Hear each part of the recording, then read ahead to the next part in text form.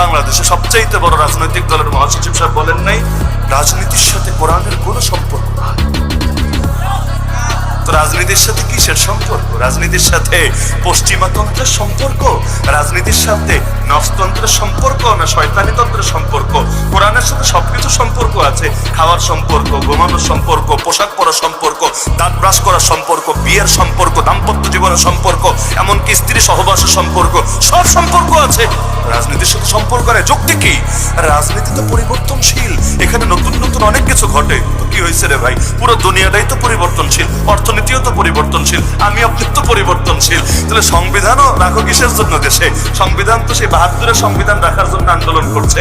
কেন 2024-25-এ এসে দেশ পরিবর্তন হয় নাই? বলে এখানে পুরাণটা কেন চলবে? আরে কোরআন তো নীতি, ওই নীতি প্রতিটা উদাহরণের সঙ্গে চলবে।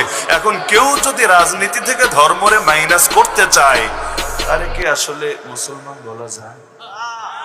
ফতোয়া নাইবা দিলাম, আপনারাই চিন্তা করেন, তার কি আসলে মুসলমান বলা যায়?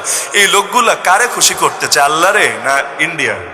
আল্লাহরে না আমেরিকার? আমার তো মাথা ধরে না, কারণ আল্লাহ তো এভাবে খুশি হয় না ভাই। আমলে ত্রুটি থাকলে আল্লাহ মাফ করবে, সন্দেহ নেই, ইনশাল্লাহ মাফ করবে, একদিন না একদিন জান্নাতে দেবে।